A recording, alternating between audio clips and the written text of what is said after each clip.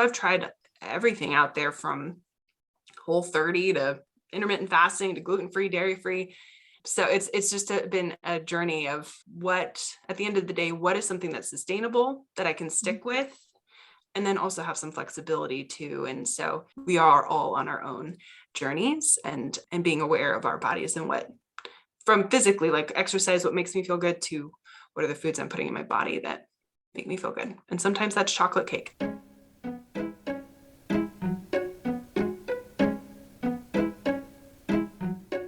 Welcome to the Find Empathy podcast, where we discuss the interaction between health and emotions.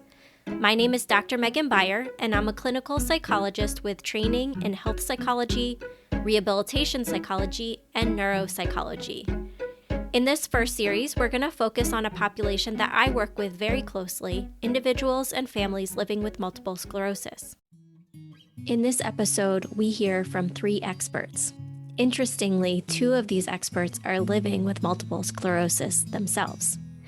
Emily Riley is our patient advocate who works for the National MS Society, runs a YouTube channel for exercise and movement for people living with MS, and shares her own experience navigating through all the diet research and information on the web. My name is Emily Riley. I'm 33 years old and I currently live in Alexandria, Virginia. I am a proud Air Force wife. I'm a dog mom and an adaptive fitness trainer. I currently actually work as a healthcare provider engagement manager for the National MS Society, where I get to share information and resources to providers who manage care of those living with MS. Our clinician expert is Mona Bostic.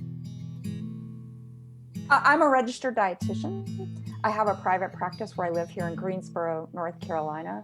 I work largely with the MS population, and that is uniquely interesting to me because I myself have lived with relapsing remitting multiple sclerosis since 2008. And in our final interview, we hear from Dr. Ellen Mowry, a neurologist and lifestyle researcher who has a special interest in dietary research. I'm a neurologist at Johns Hopkins University, and I've trained also in epidemiology. And I've really been interested in a lot of aspects of a person's life that they can modify on their own to improve their outcomes as complements to already approved medications.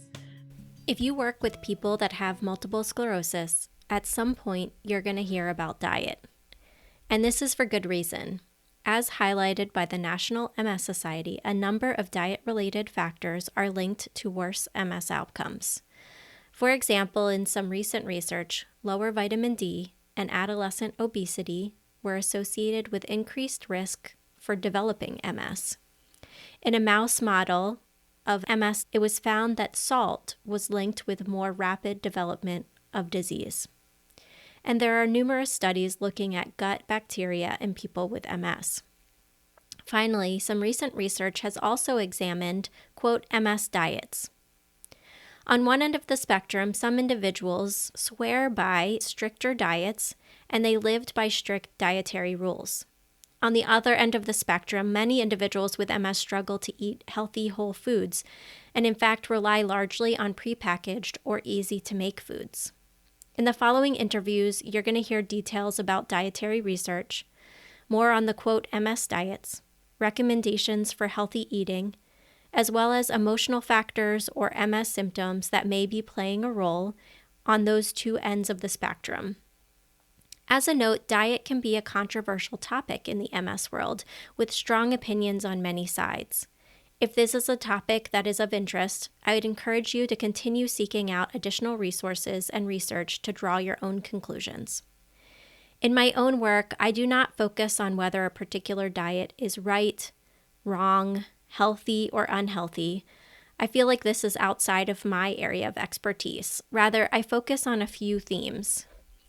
I focus on whether a particular pattern of eating is positively or negatively impacting a person's well-being and the relationships that they have with family or friends.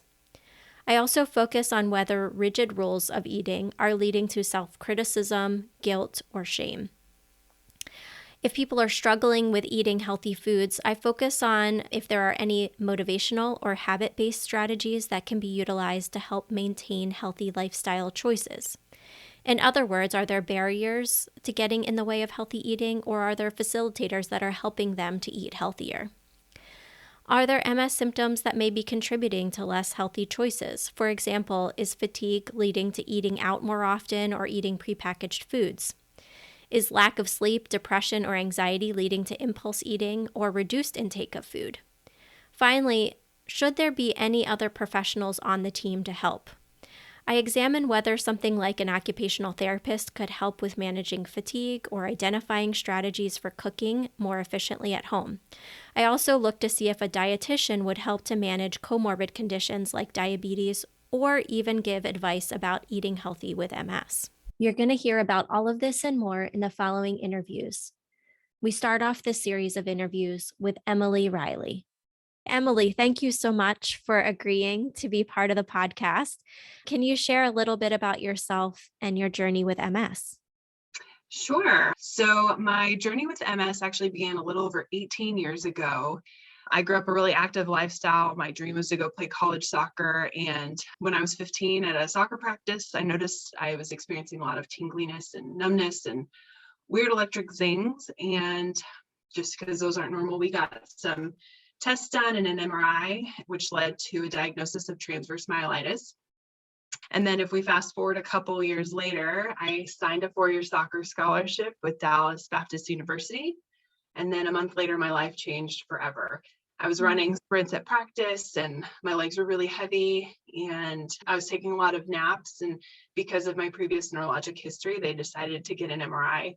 And that's when they found multiple lesions on my spine, diagnosed me with relapsing remitting multiple sclerosis at the age of 17, which is definitely life-changing. And so I was really thankful I got connected to an MS specialist right away. Shout out to Dr. Barry Hendon in Phoenix, because he was really amazing. He helped me really own my disease at like a young age. And he shared 2 things in that first appointment that were huge and powerful for me. He explained the purpose of disease modifying therapies and the importance of staying on them. And he also said that staying active was really important and to not let it stop me. And so I went on to play all 4 years of college soccer. I became an All-American goalkeeper. And I'm really thankful for the experience because it really made me learn how to listen to my body, how to manage my energy, and ultimately know that MS didn't have to stop me. It's been 16 years since my diagnosis, and I can say that it hasn't stopped me. I mean, it slowed me down and it's humbled me a lot over the years. But I've had my fair share of relapses and medication changes, but overall, I'm really still doing well, thankfully. And although I do continue to fight pride and learn how to say no and rest. But that's a little bit about me and my journey. Well, and I know you have stayed active, and that's one thing that I think has changed in research over the years, right? That in the past, decades ago, people with MS were told not to be active. We know that that's hugely shifted over time, and that kind of taking care of our bodies in general, like staying physically active, eating well, those kinds of things are good for everyone, but especially helpful for people living with MS. Can you share a little bit more about that for you? Especially, I'll start with being physically active because I know that's a huge passion for you, and then we'll kind of go into more nutritional things. Yeah, I grew up living an active lifestyle. So the importance of being physically active was just really instilled at me at a young age, which I'm really thankful for. And, when I received my diagnosis, I didn't really know much about MS. I knew of a few people who lived with MS who used a wheelchair. And so I think that really scared me because I was really afraid that being physically active was going to be taken away from me. But like I said, my neurologist, he emphasized the importance of staying active, and that really empowered me to not let MS stop me. And obviously being a college athlete was a really wonderful experience. And it not only showed me that MS didn't have to stop me, but it also showed me the impact that staying active had on me, not only physically, but also mentally and emotionally. And so I think that that's why I became a personal trainer, because I really wanted to create adaptive fitness classes for all levels of ability. And I really wanted to share the message with the MS community that no matter what their limitation, they can keep moving. And I really wanted to show them how to do that. These days, I teach classes a few times a week online, and and they're available online so people can keep moving. And that's been such a joy just to be able to share that with others. And I guess when I think about like wellness, there's like so many dimensions to it. It's not just like the exercise piece, but there's like the mental piece and the social piece. And I don't know, I always think like you can exercise all the time, but if I'm eating a really crappy diet, it kind of defeats the purpose, or the same thing can be said, like maybe we're focusing on eating healthy, but not being intentional with like moving our bodies. And so I think if we kind of approach it in more of like a comprehensive way, that's something to really strive for. But as we all know, living with MS is so unpredictable. And I think becoming more aware of our bodies and making adjustments is key. And that goes for managing our energy and knowing what kind of movement maybe I can do that day based on the symptoms that I'm experiencing to, what kind of foods fuel my body and make me feel my best. Can you just highlight briefly what are some of the things that you do online? And I will list all of this in the resource page as well as a podcast page as well so that people can find it. But I think it would be great for people to hear what you're doing online. I base a lot of the movements and the types of exercises that we do based off of some research that the National MS Society published a little while back, and the kinds of exercises we should be incorporating into our workout routines that are beneficial for people with MS include aerobic, which is like any cardiovascular exercise, resistance training, whether you use like a TheraBand or body weight, neuromotor exercises, so like hand-eye coordination or agility or balance, core strengthening, stretching, and then even breathing, especially for people who maybe aren't able to get their heart rate up as high. If you have more limited mobility, really focusing on breathing and using like a spirometer, those kinds of things are just really important to try to incorporate. And so I try to include those things as well as just even like cognitive challenges in the workouts too. And everybody living with MS, we experience things differently, but I really want to try to make sure I'm incorporating all those components so that we can continue living well with this disease but it also being beneficial for us too. That's awesome. So in one of the earlier episodes, we had Kathy Zakowski, who's also part of the MS Society, who talked a lot about some of those things that you just shared. So if you hear that episode and then go to your YouTube video and follow along, you will get the actual practical how-tos of what Dr. Zakowski shared. So I wanted to get back to the nutritional side because you brought that up as well. Can you share how you try to maintain eating a healthy diet?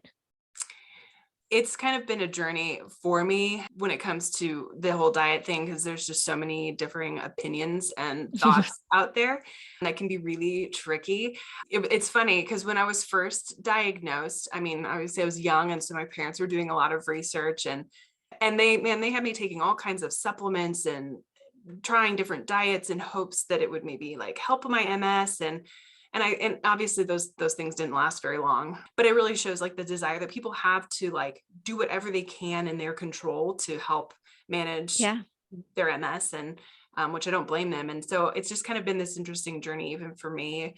I mean, I'm a woman, so I know I've always struggled with body image anyways, and then trying to manage MS and figuring out like what's the best thing for me. And so I've tried everything out there from Whole30 to intermittent fasting to gluten-free, dairy-free. So it's just been a journey of what, at the end of the day, what is something that's sustainable that I can stick with, and then also have some flexibility too. And so I try to do like 80% eat clean because it does make me feel better, but it's just anecdotal for me because I know I've learned to listen to my body and what makes me feel good. And I think that that's kind of key too. Like we are all on our own journeys and being aware of our bodies and what, from physically like exercise, what makes me feel good, to what are the foods I'm putting in my body that make me feel good. And sometimes that's chocolate cake. Yes, exactly. Yeah, you brought up all of these kind of confusing diets, and that's what I hear a lot from people too. So when I'm working with individuals, there's a lot of diet information out there, and it can be very confusing, and people can have really strong opinions.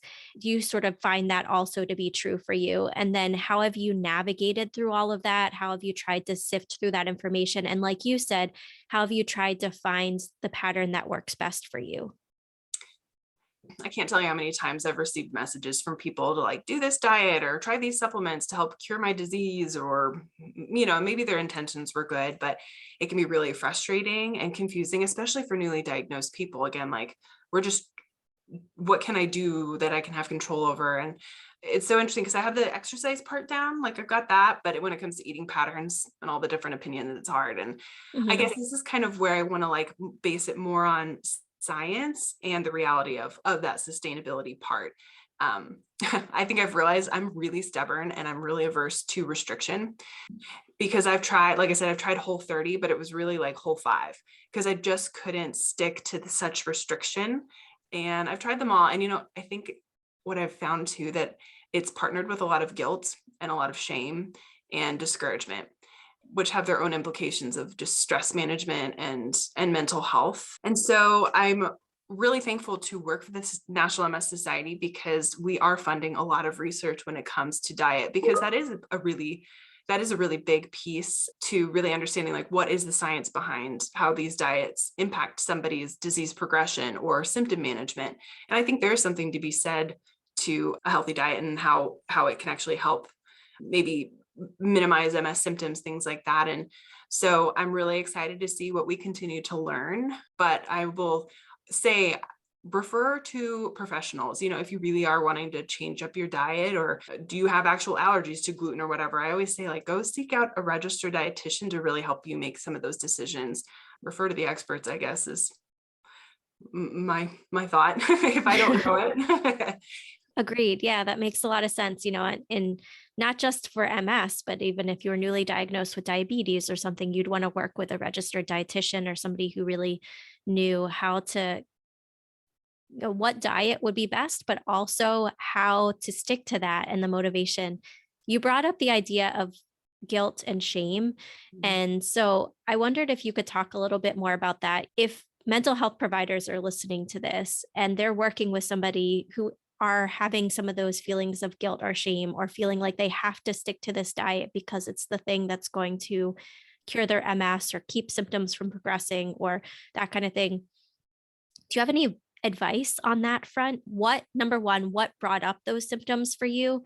And, what has helped you sort of balance the wanting to eat healthy, that sort of 80% eating clean, but also allowing you to have a little bit of some flexibility? One of the things that's just kind of been like this resonating mantra that I tell others and should continue to tell to myself is just to give myself grace. When I've learned to give myself grace in being okay with saying no, or resting, or modifying an exercise, to enjoying a meal because I'm going to be hanging out with friends. Like, I think when I've learned to give myself grace, I'm just kinder to myself and allowing myself to have some flexibility in that. And I think that that's really important, to give ourselves permission. I think, I don't know, living with MS sometimes can be really tricky because a lot of the things people can't see, like those symptoms, a lot of our symptoms are invisible. And so we're constantly working so hard to just maybe have this front of like, everything's fine. I'm doing fine. And so I think sometimes it's okay to give ourselves permission, or share, like give yourself permission to be flexible. Like, I don't know. I think I've also learned, even in the last couple of years with this pandemic, just the importance of that social aspect. Often when you are socializing, you're enjoying a meal together. And if something is so restrictive that brings you guilt and shame, it's just really, really, that just is really detrimental. And MS is such an isolating disease in itself that I think it's okay to give yourself permission to enjoy and have some flexibility. Yeah, absolutely. So there's that restrictive side that sometimes people get trapped into, maybe. And then I think the other side is when you want to eat healthy, eating healthy takes some work. You might have to cook something for it to be healthy, or you might have to chop up vegetables, or all those kinds of things that take work. And I'm wondering if that's true for you. What MS symptoms might be getting in the way of healthy eating, or when you're feeling fatigued and you just want to like have a bowl of cereal instead of eating the salad. What are the things that get in the way, and how have you managed those kinds of things? Yeah, I think for me, fatigue and then leg pain are two of my bigger symptoms that I experience, and even cognitive challenges from like just feeling mentally foggy to just mentally not like being able to, I don't know, by the end of the day, I'm just like really spent. And so I often try to take advantage of a Sunday when I might have more energy and do a little bit of shopping and meal prepping if I have the energy to do that. Because then on those days when I am feeling more fatigued, I already have something that I can make a healthy choice in my fridge that I can just pop in the microwave. I'm very thankful. My husband is so helpful. And I think we've been married for 10 years and I've learned to communicate when I'm not having a good day. And I think that's really important for people living with MS. Unless we tell the people around us that we need help and it's okay to ask for help, they may not know. And they may think like, why are you being lazy? Why are you laying on the couch? But in reality, I'm having a really hard day and I'm fatigued, whether that's like, hey, can we just eat out tonight? Or do you mind cooking? One of the other things that we've actually done, and this is obviously sometimes cost prohibitive, but we do some of the meals that get shipped to you that are somewhat not pre-prepped, and that helps too, because I don't have to go grocery shopping and all the ingredients are already there and I just have to cook it up in like 30 minutes. So those really help me make healthy choices. Yeah, that's great. There's a individual that I worked with recently at a Can Do event who said that she found one of those online meal preps, but it was fully put together meals. So all she had to do was like throw it in the oven or throw it in the microwave. And even though that might be cost prohibitive for many people, even on sort of a fixed income, she was able to do that and found one that she was able to afford. Are there other resources that you think would be helpful for people to know about either through the MS Society or other organizations?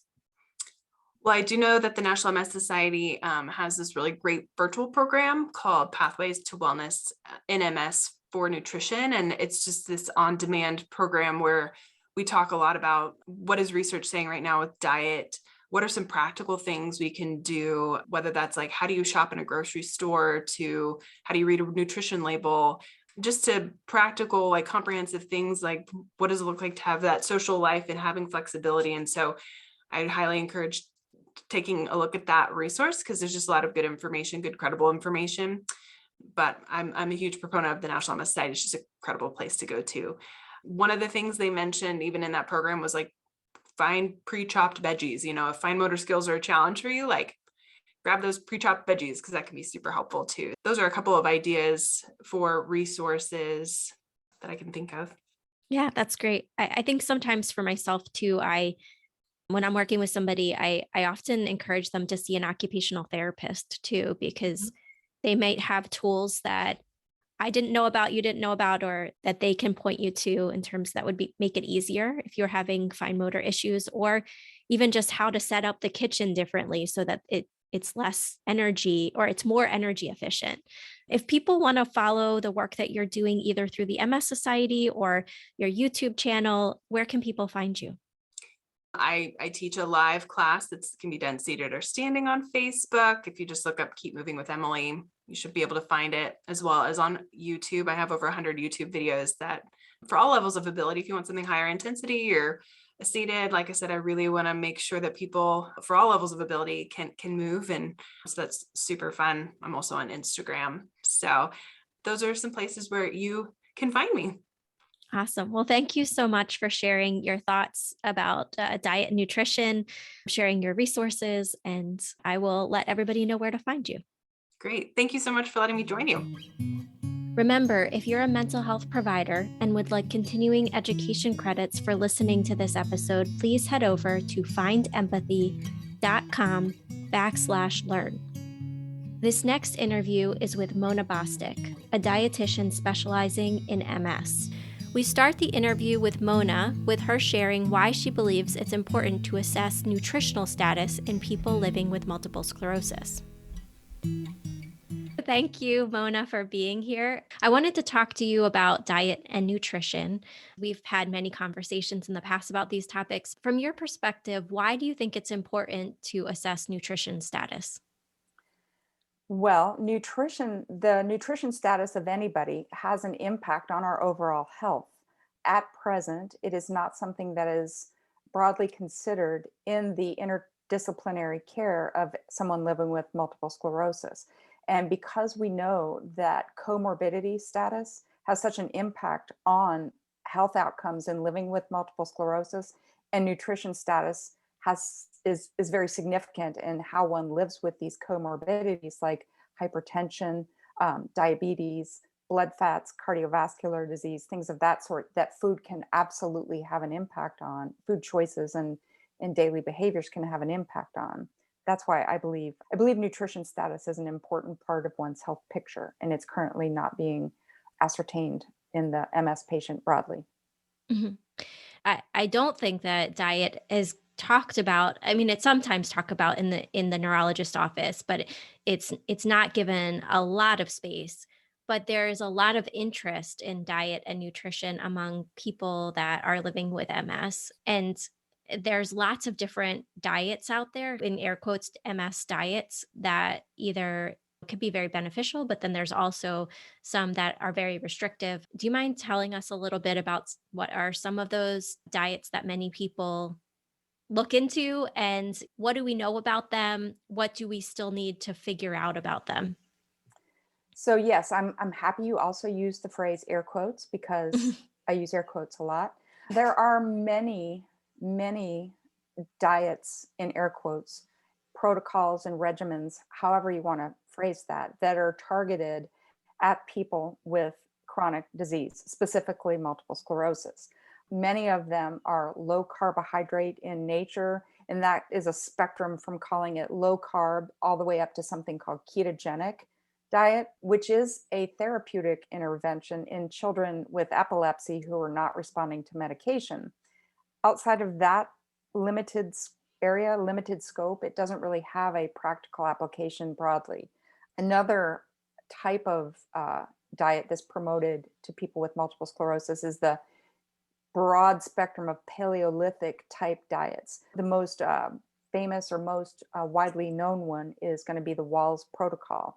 And I say the Wahls Protocol, there are actually a number of different versions of the Wahls Protocol, and each one has different levels. So it's not like just one thing. It's like, I don't know if I can say this. I like to think of it as the the layers of hell, right? Of eating, because each level becomes more arduous and more challenging than the one that preceded it. And so it's very restrictive, and both the low carb, ketogenic, Paleolithic dietary approaches encourage you to eliminate and avoid large swaths of foods from your diet, which can have a very negative impact on your nutrient profile that you're taking in. The people who typically promote this will also offer to sell you supplements to replace those nutrients that they themselves state they believe to be important, but they just prefer you to get them from supplements for some reason. The other and most recent to the table, if you will, is intermittent fasting.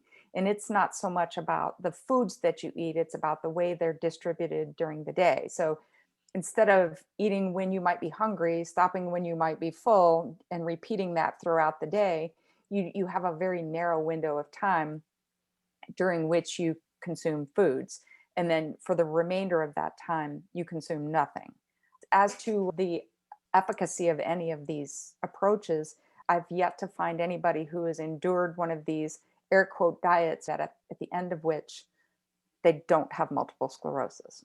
Yeah, I did a small stint of looking at different types of diet in conjunction with things like cognition and mood and fatigue and these kinds of symptoms. And there's still a lot that needs to be done with diet research, right? I mean, there's been very few randomized clinical control trials looking at diet, and it becomes very complex very quickly. Like the amount of each type of food and how one person consumes food might be different than somebody else. And so having one specific diet that's supposed to be applied to everyone seems to me to be maybe simplifying it. Yes, it's oversimplifying it. And as you say, nutrition research is one area of research that is extremely complex. It's very difficult to find a large number of people who are willing to say, for an extended period of time, eat only what you tell them to eat, when you tell them to eat it, in the quantity you tell them to eat it, regardless. Because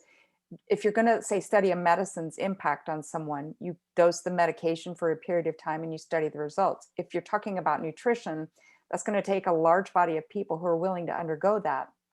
And then there are ethical issues of if that study turns out, if that intervention turns out to have a negative impact on the health. So I'm sure you could speak to a researcher who could talk to you about the very complex difficulties, challenges in studying nutrition, broadly speaking. And the studies that have been done on diet as it relates to MS, the outcome measures have largely been patient report, not so much clinical evidence, MRI, Mhm. evidence of MRI, fewer lesions or reversal of disease on as evidenced by clinical benchmarks. I want to go back a few steps. If somebody with MS comes to work with you as a dietitian, what are some of the things that you're looking for? And are there any general recommendations that are typical for the people that you work with? I like to meet people where they are. So generally I ask what you know or what you believe. What are you currently doing? And then why are you doing that? I find that some people may have undertaken one of these protocols with the belief that it's going to improve. And then I'm going to air quote here, heal, beat, or reverse their disease, which is a vague verb that a lot of times Dr. Google uses to suggest some positive health outcome. And so I find that there are people who have undertaken these with the expectation that there's going to be some benefit, health benefit. When they've come to see me, it's largely because they have not had that expected health benefit and are struggling. And then they may also be dealing with irregular blood sugars or hypertension, something else that's getting in the way. That, or the fact that these dietary rules or restrictions they've undertaken, the family's not really on board with that. So they're having to prepare more than one meal at any given mealtime, which has become additionally challenging for things like fatigue or the budget or things that one didn't really anticipate being an issue when they started practicing the dietary intervention that they undertook. I want to also go back to something you said earlier, which was, that some of these comorbid conditions like high blood pressure can have an influence on health outcomes in MS. How does diet play a role with some of those comorbid conditions? So the research suggests that having an comorbid people with MS who have additional chronic illnesses, comorbid conditions like hypertension, like type 2 diabetes, cardiovascular disease, particularly these comorbid conditions that are not well managed, go more quickly to disability and have a lower quality of life. Part of how those comorbid conditions are managed are with therapeutic diet interventions. For example, with hypertension, a lower sodium diet, or with cardiovascular disease, one that seeks to limit or avoid saturated fats. And all of this is along with other health promoting behaviors like exercise, managing your stress, and general wellness practices. But food does play a role in managing those conditions well, or if one doesn't have one, food choices plays a role in not getting one of those comorbid health conditions. Okay, great. And so for some of those diets that are a little bit more strict or that are pretty restrictive, you mentioned that there was aspects of them that could be unhealthy where you're removing certain nutrients from the diet because they're so restrictive. But are there other ways that those diets can be unhealthy? And conversely, are there any times when those diets or any parts of those diets are beneficial? I have myself as a nutrition professional, I've not encountered a way that those air quote diets can be beneficial. I just Okay. haven't. The way that in addition to the physical or the impact that those approaches can have on physical health by restricting the nutrients from your intake, which means you might become deficient in something, which is not going to contribute well to your health. There's also a mental health impact on starting with expectations. As I mentioned, sometimes when people come to see me, it's because they've not realized the expectations that they were hoping for when they began to eat in a particular way. They had certain expectations, and from my perspective, those are unrealistic expectations. But from their perspective, they were led to believe that eating in this way is not only beneficial, but is actually necessary. That by doing this, you're going to improve your health. And by not doing this, you are causing a detriment to your health. So these unrealistic expectations set someone up for failure because and I'm going to use the word diet culture, is a term that broadly applies to whether you're trying to change your weight or your body shape to say fit into a bikini. And if that doesn't work, it's your fault. It's not the diet's fault. The same thing applies to if you're using food to navigate your health and try to heal, beat, or reverse a disease that is not known to have a cause or a cure. If you're trying to change that with food and it doesn't work, it's not the diet's fault. It's your fault for not having followed the rules strictly enough or adhered tightly enough. And that word compliance comes in. And it's your fault for not having been adequately compliant. And that's just untrue. And that can have obviously a negative health impact on your mental health. Absolutely. And I love that you brought up mental health. What are some of the emotional reasons, at least from your perspective, that you see people getting pulled into these more restrictive diets? Well, anxiety. So if you've been diagnosed with a life-changing health condition, you've got anxiety, right? All of a sudden, what does this mean? It's very anxiety causing to have this. And then with anxiety being something that is known to occur frequently in people with MS, you've got double reasons for anxiety. And Dr. Google is out there suggesting to you that if you do X, Y, and Z with your food, then you can, quote, heal, beat, or reverse your disease condition, your disease state. You begin to put a lot of energy and hope, or at least some people do. Some people can be susceptible to putting a lot of energy or hope into these food rules. And then it kind of leads to an obsessive type relationship with the food rules. You know, you become to get more and more strict, and you start following words like clean food, clean eating begin to show up in your vocabulary. And that can not only lead to those physical consequences I mentioned before, but you begin to practice social isolation, and you lose touch with that intuitive eating behavior that you were born with. We were all designed, we were born as intuitive eaters, but when we stop paying attention to our intuitive nature and begin to only pay attention to these food rules, it can lead to malnutrition. And then, of course, disordered eating. What I just described is essentially orthorexia, but then it can also, by being very restrictive, restricted eating is known to be a predictor of binge eating, which is another type of disordered eating practice. When you so restrict yourself from eating such a large quantity of foods, at some point that dam's going to break, and you're going to go in and overeat. Some people turn to binge eating, whether it's conscious or not. So, and that has its own mental health concerns. Absolutely. I think as a mental health professional, one of the things that I try to do is hear people's thoughts about different topics, in this case, eating, and try to figure out what areas of those thoughts are true and what areas of those thoughts maybe don't have as much evidence behind them, and try to help the person, sort of guide that person into challenging any negative thoughts, either about themselves, their behavior, or the world, to become not only mentally stronger, but also to help them guide their own behavior. Where do you think mental health providers can find accurate information about diet and nutrition for people with MS? That's an excellent question. Right now, there's not a wealth of knowledge about specifically nutrition and multiple sclerosis, because, as I say, Dr. Google, and I'm using that term loosely to refer to sort of alternative health practitioners who are driving the conversation. There's not been any, and I like to make the distinction of conventional medicine approach to an unconventional medicine approach.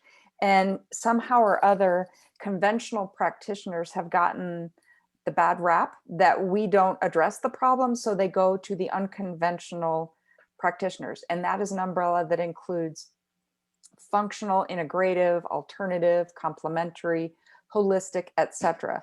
And a lot of these unconventional approaches to medicine and nutrition specifically have kind of co-opted, and they have inserted an unconventional approach to eating with multiple sclerosis.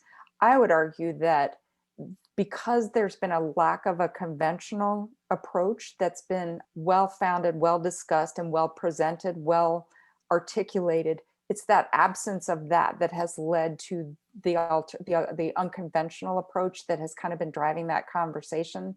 It is my hope that that will change and that there will be more of a conventional voice to address the questions around nutrition. Because the one thing that I would say when people ask me what is the best way to eat with multiple sclerosis is to don't eat for multiple sclerosis. I mean, eating well does not mean something different because you have multiple sclerosis. It might be more difficult because you have multiple sclerosis because of symptoms that may interfere, but your nutrition needs have not changed because you have multiple sclerosis. And so it's the same boring, unsexy, unflashy stuff that applies to 75% of the people in our country who don't eat enough fruits and vegetables. So start there. If you're not eating enough vegetables, eat more color on your plate. So simple stuff.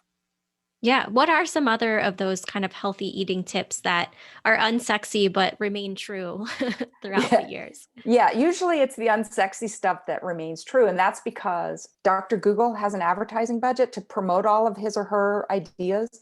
The basic unsexy, unflashy stuff doesn't. And that's largely because the only beneficiary is the person who's eating that. And that's going to be, as I said, including a lot of colorful plant foods, and variety matters. It's once you might have heard the term superfood. That's tossed around. It's a marketing term and it doesn't really have any clinical meaning, but variety of colors will make sure that you bring as much diversity of nutrients to your plate as you can. Eating whole grains and beans and legumes are all good for your body. That's something that a lot of these diets encourage you to avoid, but they're actually quite good for your body, especially for your gut. Nuts and seeds, lean protein. Again, lean protein variety matters. So lean protein can be chicken, or it can be fish, or it can be lean red meats. And then heart healthy unsaturated fats like avocado, omega-3s, mono and polyunsaturated fatty acids. And then low fat calcium foods. A lot of people have decided, because Dr. Google has suggested that dairy is somehow bad for people with multiple sclerosis, they've removed one of the most convenient sources of calcium from their eating pattern. And bone strength is really important in this population because people with MS are at a higher risk for fractures. So I encourage you, if you have decided for any reason to abstain from dairy products, make sure you get your calcium some other way. The only thing that we have to limit or avoid, really, this is broadly speaking, is the salt, the added sugars, saturated fats, and then limit or avoid those highly refined vending machine type foods, and then avoid trans fats entirely. That's the whole unsexy ball game right there. That's great. That's great. And you mentioned, though, that there are things, the symptoms of MS, that get in the way of healthy eating. And what do you see? What are those symptoms? And do you have any sort of quick tips or strategies that people can use when those symptoms are getting in the way of their eating? Yes, I like to think of that Forrest Gump quote. It's like a box of chocolates. You never know what you're going to get. And that's kind of what it's like waking up every day with MS. You're not quite sure how MS is going to show up in your day, any given day. So because after a while, you begin to understand what your particular challenges are. But things like pain, fatigue, cognitive challenges can all get in the way of either planning, preparing, or sometimes eating food. So whatever your challenges are, planning is the big part for that. So know if pain and fatigue are a part of your day every day, building around that, planning around that, having stuff on hand that is easy to prepare and doesn't require very laborious, lots of chop and slice and dice and plus cooking, plus, very simple things to have on hand and prepare to kind of work around your symptoms. And it might mean doing some extra, using some energy on the weekend, investing some energy on the weekend so that you don't have to use that energy as much during the week. Maybe it means asking for help. Maybe it means asking your spouse to help you find the recipes or just, create the plan, or maybe have that person help you with the shopping or somehow address one of your pain points. So if fatigue is an issue, have somebody help you with the parts that are fatiguing. Whatever the problem is, whatever the symptom is, planning is going to be a big part of addressing that challenge. When do you think it's important for a mental health provider who's working with somebody with MS, or even, any sort of medical provider who's working with somebody that has MS? When is it time to go see a dietitian? If you're working with someone and you've noticed that they've undertaken some eating protocol or air quote diet or something that you begin to suspect is not serving their greater interests, and you've asked them what their purpose behind that, and if you feel as though their expectations are unrealistic, it might be a really good idea to refer to a dietitian. Alternatively, if you have a person who is just saying that that's a big anxiety for them, they're newly diagnosed and they're wondering, is that something that they should undertake because of this new diagnosis? I would encourage you to refer to a dietitian. A lot of what I do initially is myth busting and helping people to find out where they can get credible information. And what is credible information? What does that look like? And how to interpret these studies that they see on the internet and stuff. So someone that can help them make those choices in a more informed way, I think would be a really good idea. And is there anything else that you think would be important for a mental health provider to know about? I know there's lots of topics, but Yes. about diet that I haven't asked you about. I mentioned the orthorexia or binge eating or anxiety, fear around food, but also the role that it plays in isolating. So even if they do not present as somebody who's fearful or anxious around food, but if they're having to skip the girls' night out or the birthday party or going back to the ball game or whatever, because the clean foods won't be available there, or the whatever the air quote need of food is, if it's preventing them from participating in social engagement, that's going to be as I'm sure a big problem. And there's just no need for that from a nutrition standpoint as it relates to MS. That's very helpful. Thank you so much for taking the time to talk to me about diet and nutrition, because I know this is a huge topic for people with MS. It comes up in my work with people all the time. And so I think having some really credible information out there is very helpful. If people want to get in touch with you or want to learn more about the work that you do, where can they find you? I'm on the internet. I can be found at msbites.com. I'm on Instagram, also at msbites. That would be ms_bites. And yeah, so that's where you can find me. Remember, if you're a mental health provider that specializes in health populations like multiple sclerosis and more, please head over to findempathy.com and click on Get Listed. We would love to list your practice in our directory, and being listed is free. We're trying to help families and people living with chronic or acute medical conditions find providers like you. In our final interview, we hear from Dr. Ellen Mowry. Dr. Mowry starts the interview by sharing why she was interested in diet research and how she got started. My initial work related to dietary health was looking at vitamin D and vitamin D deficiency and how that related to outcomes for people with MS.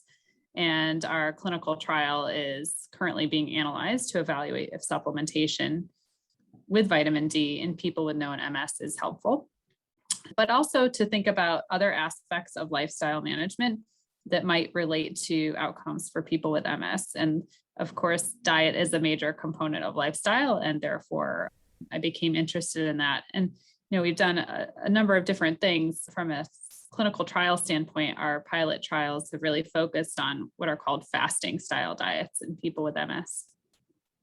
I know diet is a huge buzzword in the MS community. There's lots of blog articles about diet. Just from your perspective as a neurologist and as a researcher, why is diet or nutrition? Can you give me a little bit more information about why diet and nutrition is an important thing to consider for people with MS? Yeah, it's really interesting because I think it's a topic that people with MS have asked for research on for a number of years. And it's definitely become of more interest to the research community in recent years. So sometimes we tend to be a little behind the requests. But I think for me, the interesting parts about diet and MS come from the fact that we're learning more and more that illnesses other than MS that are related to the health of our diet, such as diabetes or high blood pressure, high cholesterol, things like that, are actually linked with worse outcomes for people with multiple sclerosis. So people who have those kind of illnesses are more likely to have impairments in their neurologic exam or performance of neurologic tasks, and show accelerated shrinkage of the brain over time, and therefore are much more likely to have bad long-term outcomes from their MS. Whether that means that those conditions are causing the MS itself to be worse, or they're just causing extra damage to the brain, which leaves everybody vulnerable, but especially if you already have an illness that's causing injuries to the brain like MS, I don't think we know yet. But regardless, it's clear that trying to prevent illnesses like those I just described may be a great way to complement MS medications in improving long-term outlook for people living with the disease. And one of my goals with this interview is to get a little bit more information about what research has been going on and what we know. But before I dive into those questions, can you tell me a little bit about what makes diet research difficult? What makes it challenging? Yeah, it's really tricky, actually. You know, the first thing is to settle on what diet should you study, right? When I first became interested in this, I did a Google search essentially and found, I think, over 13 million hits if you typed in diet and multiple sclerosis. And the top 3 hits each claimed to have the diet for MS, but they were all different or slightly different. And so, what is the diet for MS?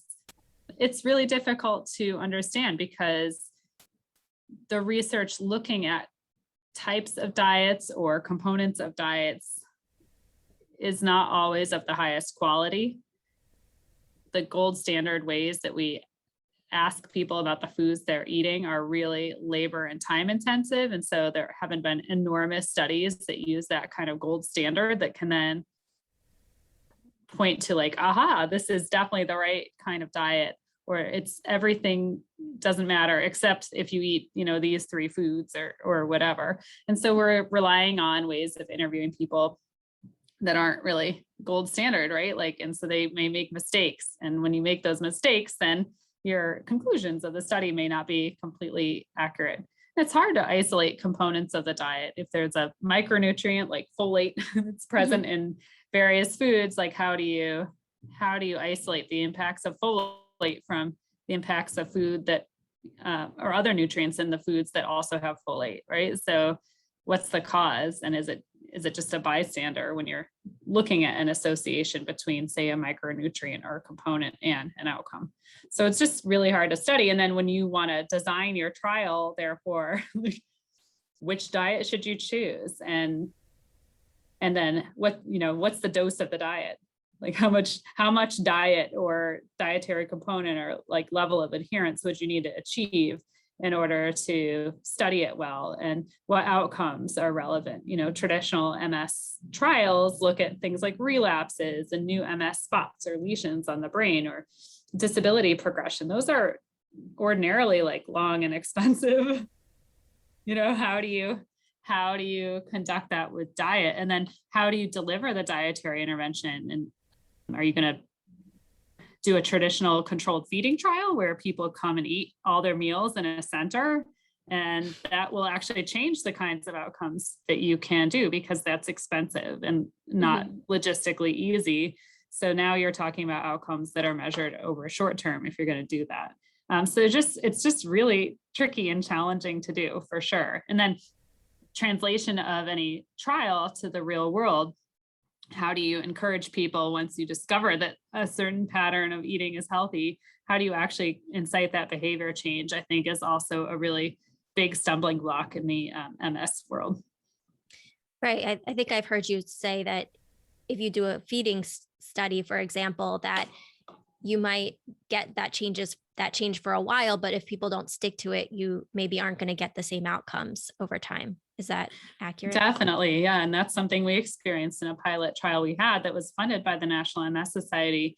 We saw that when we were providing foods to people according to the protocol, they were doing well, but it was hard for people to maintain once that level of support decreased. And you had mentioned that you Googled some diets. What are some of those common MS diets? Or if you don't want to name them, can you give a sort of broad strokes overview of what do those MS style diets usually entail?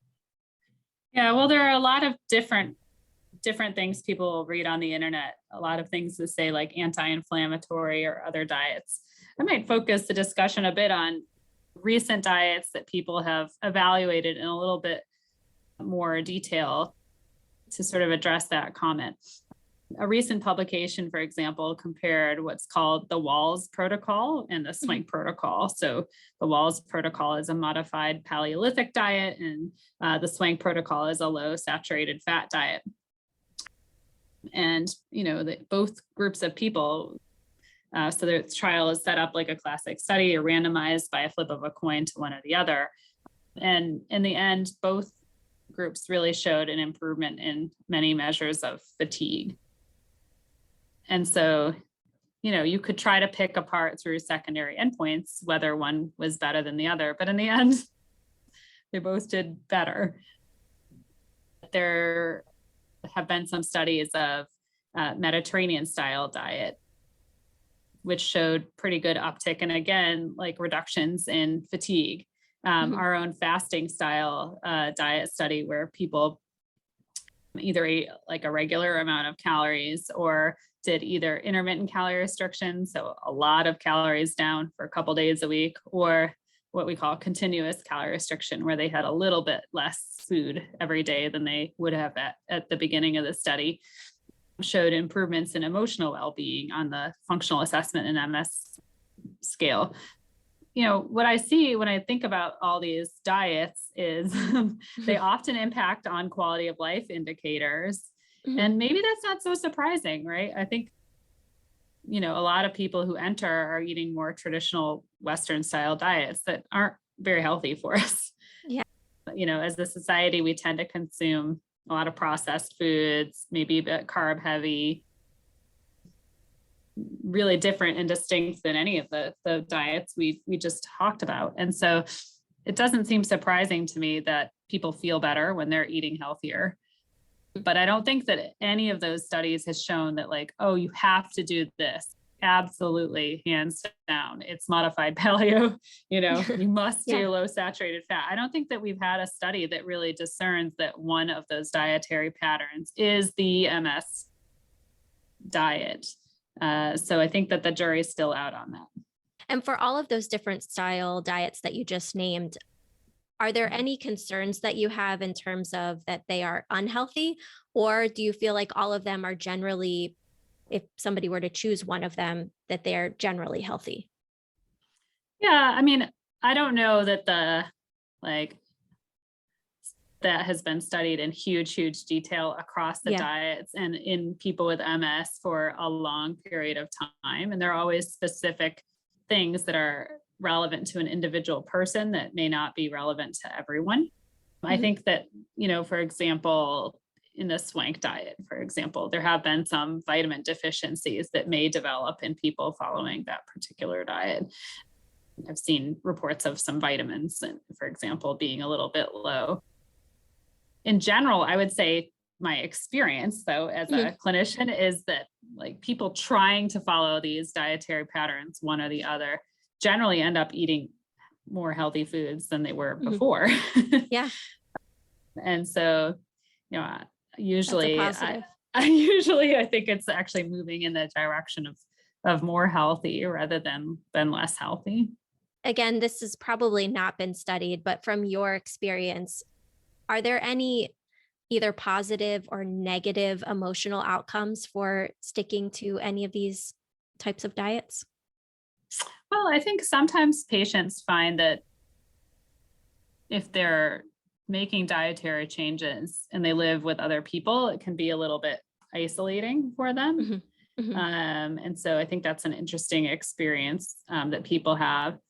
I think it's also, we all have to be careful about how strict we are and how punitive we are, I think, towards ourselves in trying to be the perfect patient, right? Regardless of what our health circumstances are. Occasionally you find people who feel like they have to exert a lot of control, and it starts taking over their life instead of being a part of their way of being. So I think that is can be an issue for some people. Okay, that's great. And going back to the different types of diets, I know diet research is behind where people wanted it to be and probably where you want it to be. If you can think of next steps or what information we don't have or things that need to be answered, where are the gaps in the research? I really advocate for ways to help people with MS generally make behavior changes that we know to be consistent with overall health. So I'm less bothered by the notion that we need to tease apart micro differences between these lifestyle patterns, and more interested in understanding how do we help people broadly, but especially with MS or illnesses that are accelerating damage to the nervous system, to make lifestyle changes that are just kind of globally healthy, where you don't need to know if your micronutrient ratio is like plus or minus 1 cup of X type of vegetables, that sort of thing.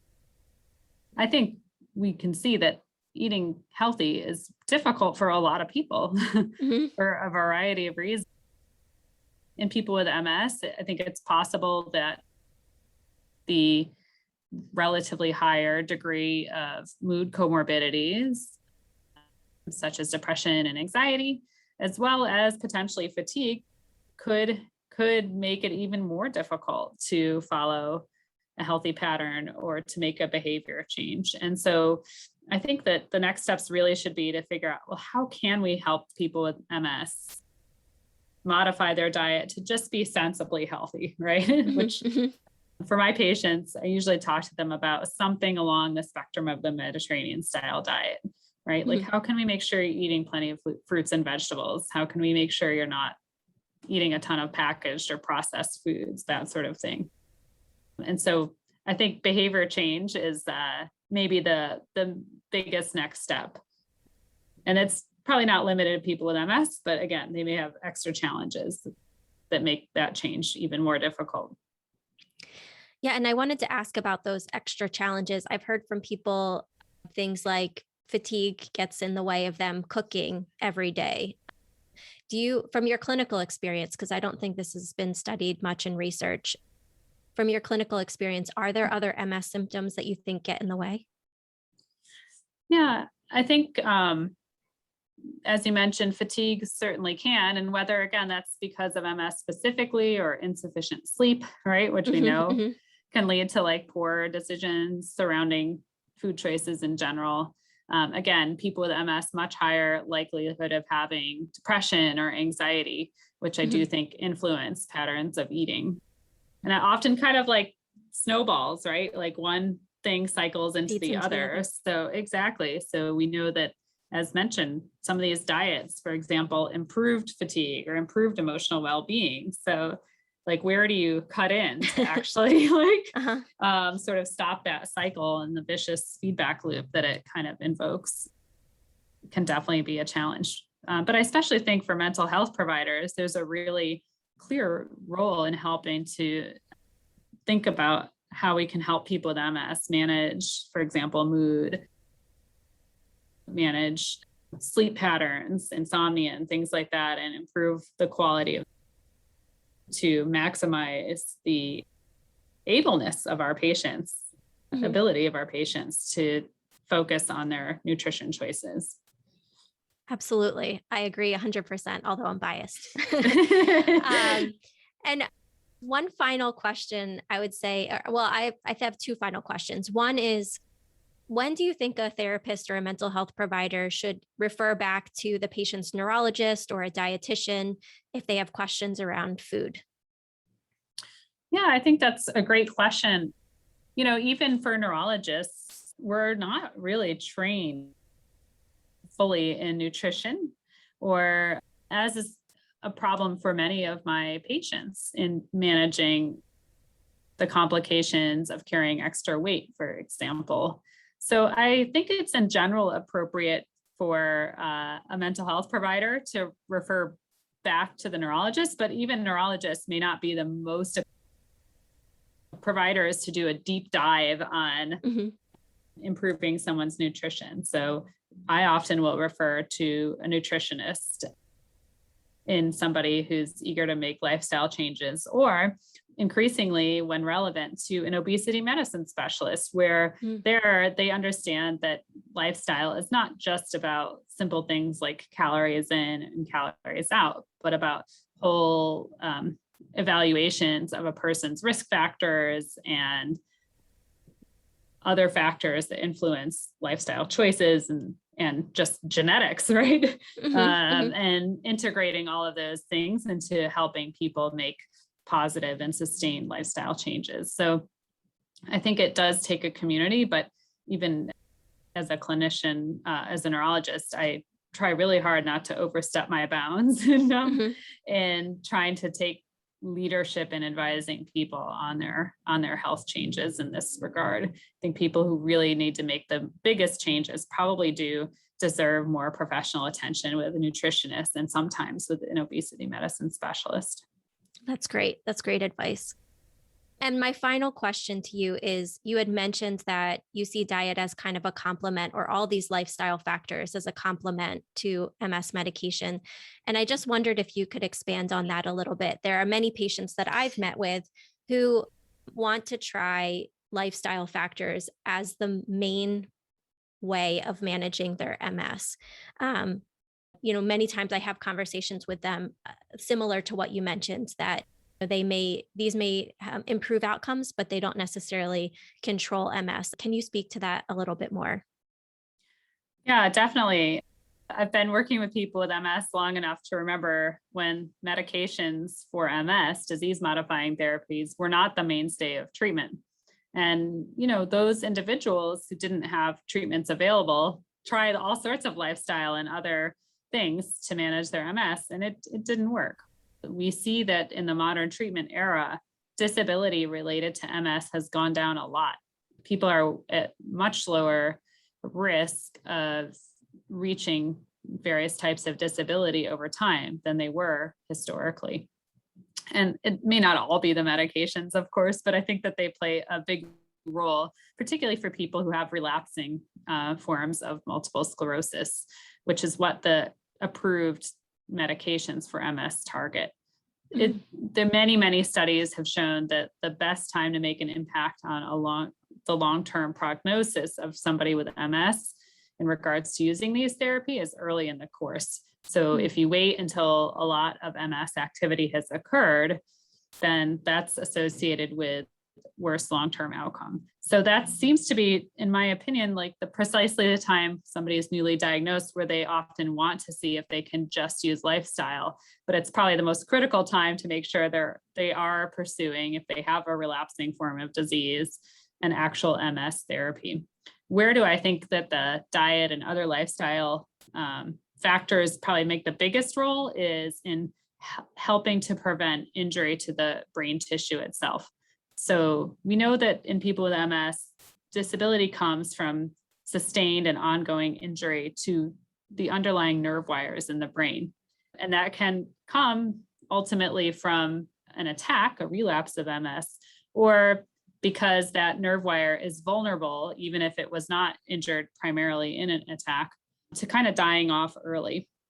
And we know that even in people without MS, not having diabetes and high blood pressure, not having obesity and things like that is linked with less death of neurons as we age. So I really think that that improving on lifestyle through diet, we haven't talked about exercise and sleep too much, but all these factors of lifestyle are probably just keeping our nervous systems more healthy in general. But if you live with MS or another illness that's also causing insults to the nervous system, it's like a 2-hit kind of a thing. And so we want to try to remove the MS hit by using the MS treatments, and we want to remove any unhealthy lifestyle hits by improving those aspects of lifestyle, including diet.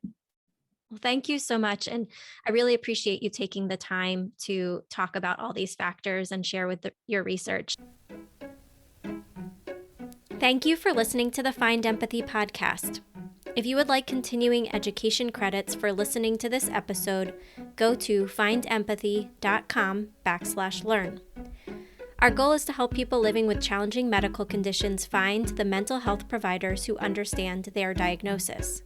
Our education, and this podcast, is focused on increasing the number of mental health providers who can help. If you are a psychologist or a mental health provider that specializes in health populations, please consider signing up on the free Find Empathy directory. Go to findempathy.com and select Get Listed. We would love to connect with you on social media. Look for us on Facebook, LinkedIn, Twitter, and Instagram. If you have suggestions for topics you would like covered by this podcast, let us know. Our email is info@findempathy.com. Finally, please know that the opinions expressed by the experts today are their own.